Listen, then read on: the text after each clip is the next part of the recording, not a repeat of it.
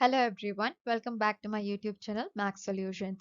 CBSE Class 10 Max Chapter 1 Real Numbers பார்த்துட்டு இருக்கோம். இன்னைக்கு அதுக்கான Part 11 வீடியோல Exercise 1.3 First and Second Problem பார்க்கலாம். Exercise 1.3 First Problem. Prove that root 5 is irrational. Already Part 9 வீடியோல root 2 is irrational, root 3 is irrational prove பண்ணியிருக்கோம். அதே same patternல தான் root 5 is irrational அப்படிங்கறத நம்ம ப்ரூஃப் பண்ண போறோம். நம்ம கான்ட்ராபாசிட்டிவ் மெத்தட் தான் யூஸ் பண்ண போறோம். கான்ட்ராபாசிட்டிவ் மெத்தட்னா என்ன? எதை நம்ம ப்ரூஃப் பண்ணணுமோ அதுக்கு ஆப்போசிட்டான அசம்ப்ஷன் எடுத்துப்போம்.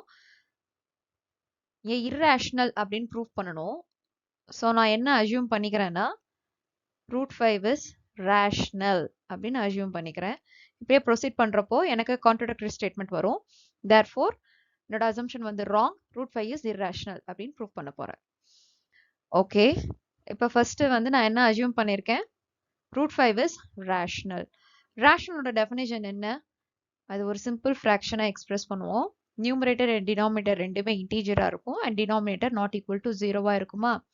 ஸோ ரேஷனல் அப்படின்னு அசியூம் பண்ணனால ரூட் 5 நான் எப்படி எழுதிக்கலாம்?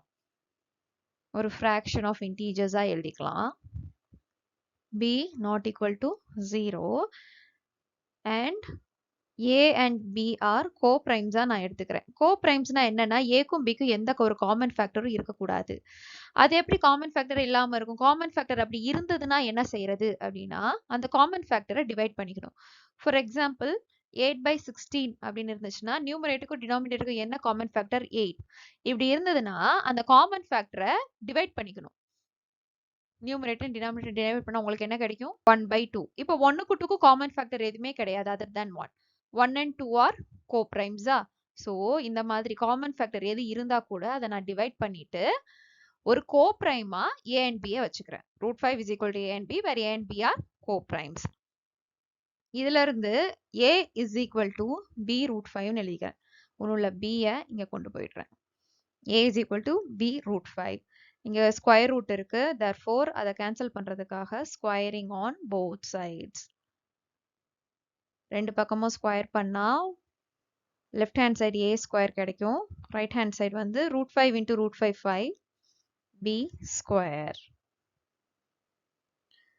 இது ஈக்குவேஷன் நம்பர் 1 அப்படின்னு வச்சுக்கோங்க. ஸோ இதுல இருந்து a ஸ்கொயர் எப்படி எழுதலாம்? 5 into b ஸ்கொயர் எழுதலாமா? இதுல இருந்து என்ன தெரியுது? a square is divisible by 5. a square is divisible by 5 அப்படின்னு சொல்லலாம். இல்ல அப்படின்னா 5 divides a square அப்படின்னு சொல்லலாம். ரெண்டுமே ஒண்ணுதான், same. square is divisible by 5ம் 5 divides a squareம் ஒண்ணுதான். ஃபார் எக்ஸாம்பிள் a ஸ்கொயருக்கு நீங்க 25 எடுத்துக்கோங்கன்னு வச்சுக்கோங்க. இது எப்படி எழுதலாம்? 25 is divisible by 5. அதுவும் கரெக்ட் தான். Or 5 divides 25. இதுவும் கரெக்ட் தானே? ரெண்டுமே என்ன சொல்ல வருது? 25 வந்து 5ஆல டிவைட் பண்ண முடியும் அப்படிங்கறத நம்ம சொல்றோம். சோ இந்த ரெண்டு டேர்ம்ஸும் சேம் தான். என்ன இருக்கு? 5 divides a square எனக்கு கிடைச்சிருக்கு. தியரம் 1.3ல என்ன படிச்சிருக்கோம்? if p divides a square implies p divides a அப்படின்னு படிச்சிருக்கோமா? இங்க pங்கிறது prime. 5 is also a prime number. So 5 divides a square na that implies 5 divides a. 5 divides a அப்படின்னா என்ன அர்த்தம்? a is divisible by 5. ரெண்டும் ஒண்ணுதான். அப்ப a நம்ம எப்படி எக்ஸ்பிரஸ் பண்ணிக்கலாம்? 5 into some integer. அந்த இன்டீஜரை cன்னு எடுத்துக்கிறேன். For some integer c. a is equal to 5c for some integer c. அதாவது a is equal to இப்போ 5c வந்து 2 இருந்ததுன்னா 5 2s are 10. c வந்து 3 இருந்தது அப்படின்னா a ஓட வேல்யூ என்ன? 15. அந்த மாதிரி. ஸோ இந்த 10 வந்து divisible by 5 தான், 15 divisible by 5 தானே? a வந்து divisible by 5 இருந்ததுன்னா a is equal to 5 into some integer எழுதிக்கலாம். இந்த a equal to 5c நம்ம ஈக்குவேஷன் 1ல என்ன பார்த்தோம்? a square is equal to 5b square. இப்போ எனக்கு a 5c கிடைச்சிருக்கா, இதை ஈக்குவேஷன் 1ல சப்ஸ்டியூட் பண்ணணும். சப்ஸ்டியூட் பண்ணீங்க அப்படின்னா உங்களுக்கு என்ன கிடைக்கும்னா 5b² is equal to aங்கிற இடத்துல 5c இருக்கா, 5c the whole square which is equal to 25c square. 1 5s are 5, 5 5s are 25. அப்ப b square is equal to 5 into some c square. இது 5 divides b square னு எழுதிடலாமா? ஏன்னா b square எப்படி எழுதியிருக்கேன்?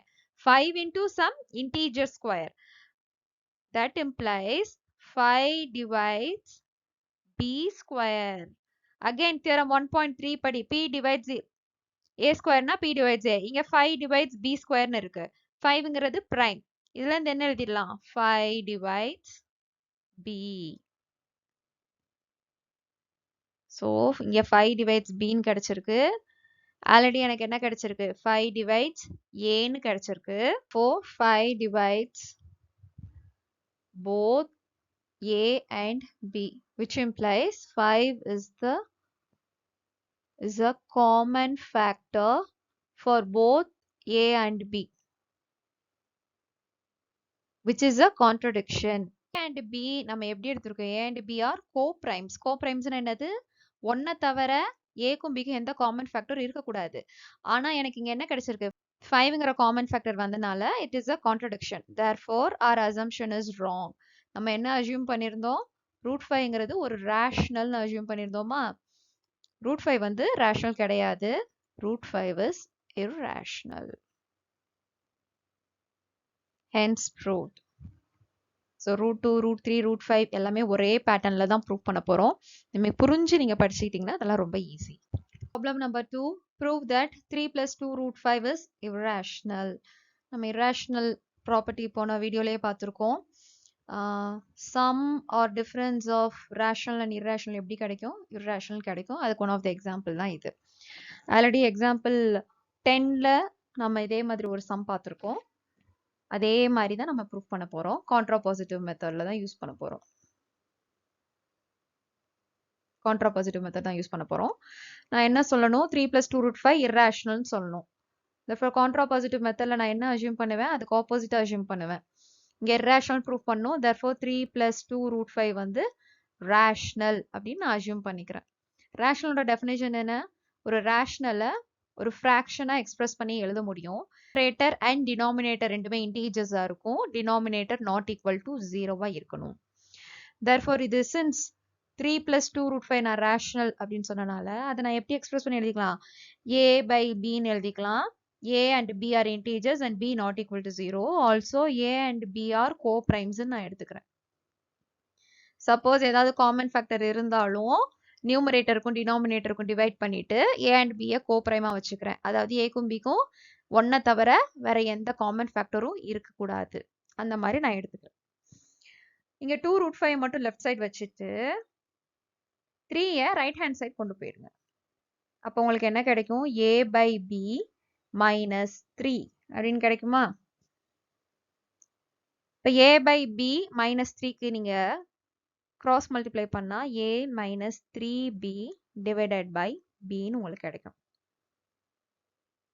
இப்போ இங்க லெஃப்ட் ஹேண்ட் சைடு இருக்கிற 2வை நீங்க ரைட் ஹேண்ட் சைடு கொண்டு வந்துருங்க.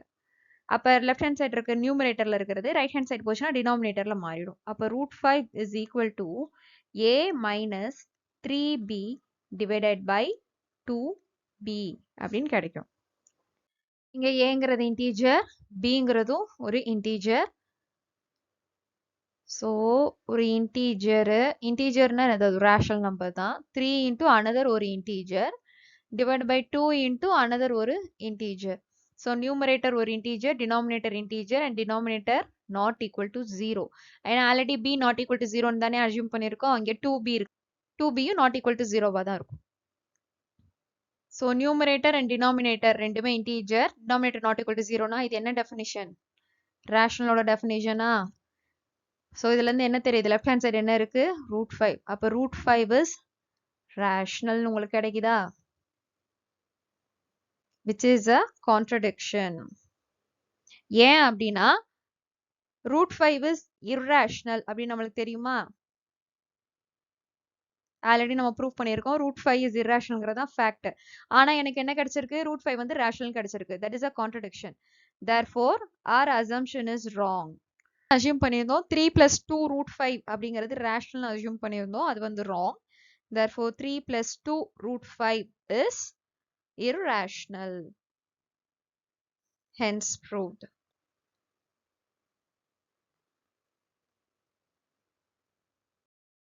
Thanks for watching. Already part 9 and 10 videosல root 2 root 3 அதெல்லாம் எப்படி irrational அப்படிங்கறதெல்லாம் ப்ரூவ் பண்ணியிருக்கோம். நீங்க கண்டிப்பா போய் செக் பண்ணுங்க.